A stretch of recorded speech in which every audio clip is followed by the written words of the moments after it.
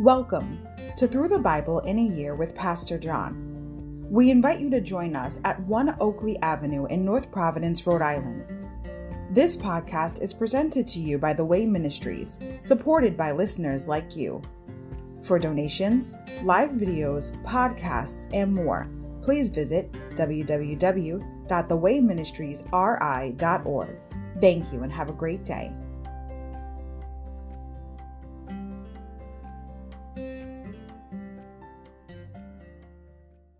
Hi, everybody. Welcome to Through the Bible in a Year with Pastor John. So glad you could join me today to get a portion of God's Word. Today we're going to begin with day 197, July 15th, Isaiah chapters 5 through 8. Judah's untamed wickedness. Overview. No sooner does Isaiah complete his scathing indictment upon Judah than he turns to share a comforting word of encouragement. God's displeasure with the unrighteous harvest of the vineyard he has planted, Israel and Judah, causes him to commission his prophet Isaiah to deliver a declaration of doom. But after the prophet's message of heartache comes a balm of hope. The Messiah will be born of a virgin. Hostilities will cease, and Judah's enemies will be brought low. Isaiah's response in the face of such unusual announcements: I will wait for the Lord. I will put my hope in him. Chapter 8, verse 17. Chapter 5, wasted grapes, Israel. Chapter 6, woeful prophet, Isaiah. Chapter 7, prediction of an infant, Emmanuel. Chapter 8, prediction of an invasion, Assyria. Insight, the 6th-decade servant of God, Isaiah 6:1. According to Isaiah 6:1, Isaiah's long ministry began in the year of King Uzziah's death, about 740 BC. It would, according to 1:1, continue throughout the reigns of Jotham, 739 to 731 BC, Ahaz, 731 to 715 BC, and Hezekiah, 715 to 685 BC, a period of nearly 60 years. Insight, popular baby names, Isaiah 8:18. The names of Isaiah's children were prophetic statements. Shear Jashub 7:3 means a remnant will return, and Maher Shalal Hashbaz 8:3 means swift to plunder and quick to carry away. While neither would make the list of top 10 baby names anytime soon, Isaiah's family symbolized a message for a nation, 8:18. In Isaiah's own name, it means salvation of God, from the same root and meaning as the name of Jesus. Isaiah chapter 5, a song about the Lord's vineyard. Now I will sing for the one I love, a song about his vineyard. My beloved had a vineyard on a rich and fertile hill. He plowed the land, cleared its stones, and planted it with the best vines. In the middle he built a watchtower and carved a winepress in the nearby rocks. Then he waited for a harvest of sweet grapes, but the grapes that grew were bitter. Now you people of Jerusalem and Judah, you judge between me and my vineyard. What more could I have done for my vineyard that I have not already done? When I expected sweet grapes, why did my vineyard give me bitter grapes? Now let me tell you what I will do to my vineyard. I will tear down its hedges and let it be destroyed. I will break down its walls and let the animals trample it. I will make it a wild place where the vines are not pruned and the ground is not hoed, a place overgrown with briars and thorns. I will command the clouds to drop no rain on it.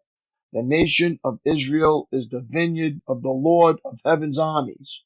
The people of Judah are his pleasant garden. He expected a crop of justice, but instead he found oppression. He expected to find righteousness, but instead he heard cries of violence. Judah's guilt and judgment. What sorrow for you who buy up house after house and field after field, until everyone is evicted and you live alone in the land. But I have heard the Lord of heaven's armies swear a solemn oath. Many houses will stand deserted. Even beautiful mansions will be empty. 10 acres of vineyard will not produce even 6 gallons of wine. 10 baskets of seed will yield only 1 basket of grain. What sorrow for those who get up early in the morning looking for a drink of alcohol and spend long evenings drinking wine to make themselves flaming drunk. They furnish wine and lovely music at their grand parties, lyre and harp, tambourine and flute, but they never think about the Lord or notice what he is doing. So my people will go into exile far away, because they do not know me. Those who are great and honored will starve, and the common people will die of thirst. The grave is licking its lips in anticipation, opening its mouth wide. The great and lowly and all the drunken mob will be swallowed up. Humanity will be destroyed and people brought down. Even the arrogant will lower their eyes in humiliation, but the Lord of heaven's armies will be exalted by his justice. The holiness of God will be displayed by his righteousness. In that day, lambs will find good pastures, and fattened sheep and young goats will feed among the ruins. What sorrow for those who drag their sins behind them with ropes made of lies, who drag wickedness behind them like a cart. They even mock God and say, hurry up and do something. We want to see what you can do. Let the Holy One of Israel carry out his plan, for we want to know what it is. What sorrow for those who say that evil is good and good is evil, that dark is light and light is dark, that bitter is sweet and sweet is bitter. What sorrow for those who are wise in their own eyes and think themselves so clever. What sorrow for those who are heroes at drinking wine and boast about all the alcohol they can hold. They take bribes to let the wicked go free, and they punish the innocent. Therefore, just as fire licks up stubble and dry grass shrivels in the flame, so their roots will rot and their flowers wither. For they have rejected the law of the Lord of heaven's armies. They have despised the word of the Holy One of Israel. That is why the Lord's anger burns against his people, and why he has raised his fist to crush them. The mountains tremble, and the corpses of his people litter the streets like garbage. But even then, the Lord's anger is not satisfied. His fist is still poised to strike. He will send a signal to distant nations far away and whistle to those at the ends of the earth. They will come racing toward Jerusalem. They will not get tired or stumble. They will not stop for rest or sleep. Not a belt will be loose, not a sandal strap broken. Their arrows will be sharp, and their bows ready for battle. Sparks will fly from their horses' hooves, and the wheels of their chariots will spin like a whirlwind. They will roar like lions, like the strongest of lions. Growling, they will pounce on their victims and carry them off, and no one will be there to rescue them. They will roar over their victims on that day of destruction like the roaring of the sea. If someone looks across the land, only darkness and distress will be seen. Even the light will be darkened by clouds. Isaiah chapter 6. Isaiah's cleansing and call. It was in the year King Uzziah died that I saw the Lord.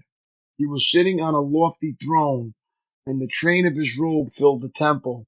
Attending him were mighty seraphim, each having 6 wings. With 2 wings they covered their faces, and with 2 they covered their feet, and with 2 they flew.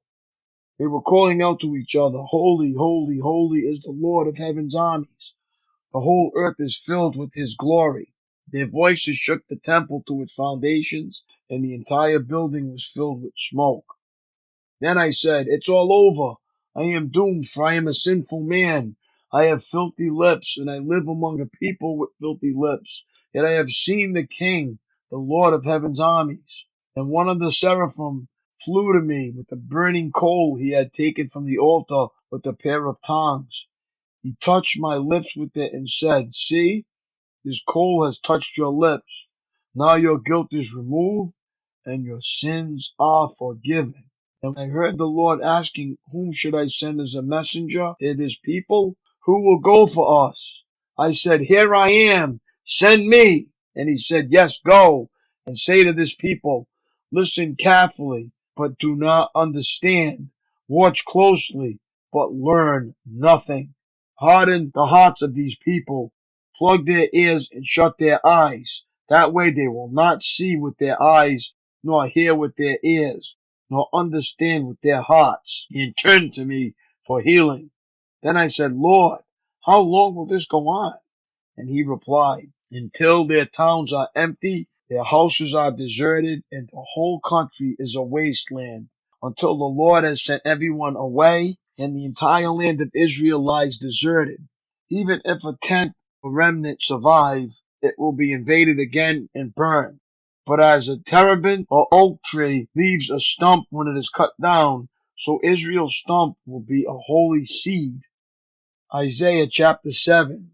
A message for Ahaz. When Ahaz, son of Jotham and grandson of Uzziah, was king of Judah, King Rezin of Syria and Pekah, son of Remaliah, the king of Israel, set out to attack Jerusalem. However, they were unable to carry out their plan.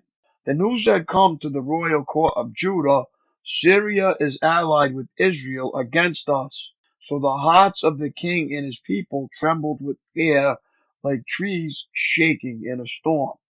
Then the Lord said to Isaiah, take your son, Shear-Jashub, and go out to meet King Ahaz. You will find him at the end of the aqueduct that feeds water into the upper pool, near the road leading to the field where cloth is washed. Tell him to stop worrying. Tell him he doesn't need to fear the fierce anger of those two burned out embers, King Rezin of Syria and Pekah, son of Remaliah. Yes, the kings of Syria and Israel are plotting against him, saying, we will attack Judah and capture it for ourselves. Then we will install the son of Tabeel as Judah's king. But this is what the sovereign Lord says. This invasion will never happen. It will never take place. For Syria is no stronger than its capital, Damascus. And Damascus is no stronger than its king, Rezin.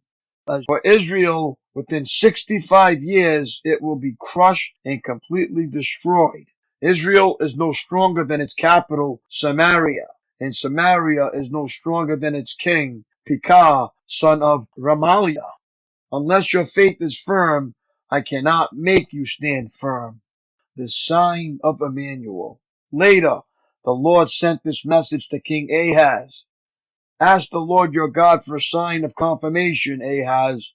Make it as difficult as you want, as high as heaven or as deep as the place of the dead. But the king refused. No, he said, I will not test the Lord like that.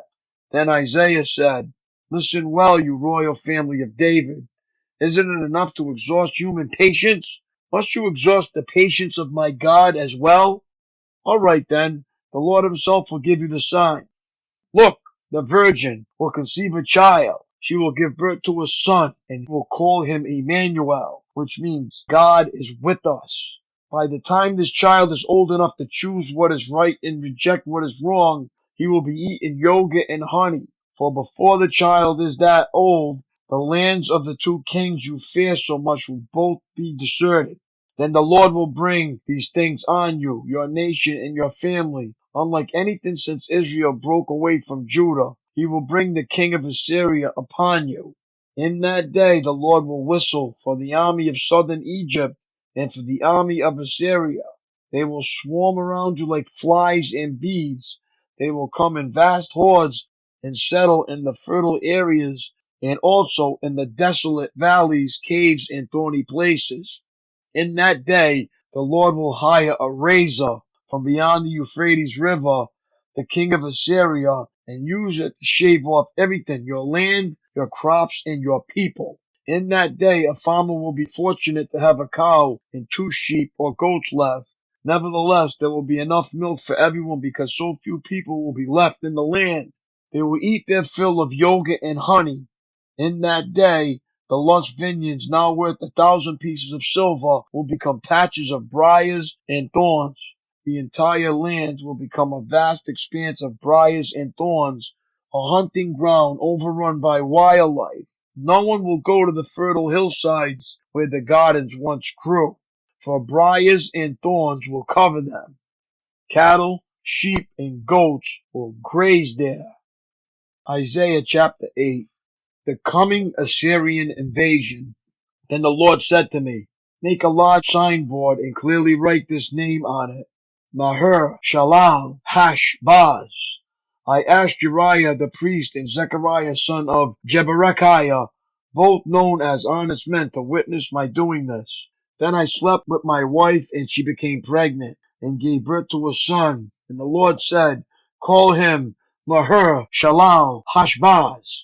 For before this child is old enough to say Papa or Mama, the king of Assyria will carry away both the abundance of Damascus and the riches of Samaria. Then the Lord spoke to me again and said, my care for the people of Judah is like the gently flowing waters of Shiloh, but they have rejected it. They are rejoicing over what will happen to King Rezin and King Pekah. Therefore the Lord will overwhelm them with a mighty flood from the Euphrates River, the king of Assyria in all his glory. This flood will overflow all its channels and sweep into Judah until it's chin deep. It will spread its wings, submerging your land from one end to the other, O Emmanuel. Huddle together, you nations, and be terrified. Listen, all you distant lands. Prepare for battle, but you will be crushed. Yes, prepare for battle, but you will be crushed. Call your councils of war, but they will be worthless. Develop your strategies, but they will not succeed. For God is with us. A call to trust the Lord. The Lord has given me a strong warning not to think like everyone else does, he said. Don't call everything a conspiracy like they do, and don't live in dread of what frightens them. Make the Lord of heaven's armies holy in your life. He is the one you should fear. He is the one who should make you tremble. He will keep you safe. But to Israel and Judah, he will be a stone that makes people stumble, a rock that makes them fall. And for the people of Jerusalem, he will be a trap and a snare. Many will stumble and fall, never to rise again. They will be snared and captured. Preserve the teaching of God and trust his instructions to those who follow me. I will wait for the Lord, who has turned away from the descendants of Jacob. I will put my hope in him. And the children the Lord has given me serve as signs and warnings to Israel from the Lord of heaven's armies, who dwells in his temple on Mount Zion. Someone may say to you, let's ask the mediums and those who consult the spirits of the dead with their whisperings and mutterings. They will tell us what to do. But shouldn't people ask God for guidance? Should the living seek guidance from the dead? Look to God's instructions and teachings. People who contradict his word are completely in the dark.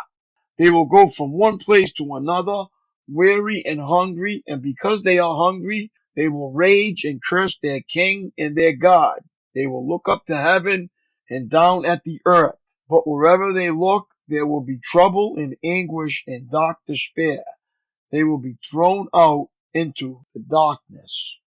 My daily walk. You cannot give to others what you do not possess. In Isaiah's case, before he could be used by God to call the people back to holy living, he himself had to be cleansed and made holy. It was important for Isaiah to have a clear vision of his holy God, for Isaiah's mission would be to preach to a people of unclean lips and hardened hearts. Before he could confront kings and princes, he needed a first-hand glimpse of the King of the universe sitting on a lofty throne. 6:1. Only then was Isaiah ready to exchange his sinful inadequacy, I am doomed, for God's holy adequacy. Go and say. Cleansing, calling, commitment. That pattern is still valid today. God is looking for people who will respond to his holiness by volunteering for holy service. Put these 3 words in your pocket and on your heart, for they are the key to fulfilling your God-given calling. Seeing God for who he is will open your eyes to who you are. That is so true. That's all for today, my friends. Have a great day and God bless, and I will see you tomorrow. Lord willing, peace.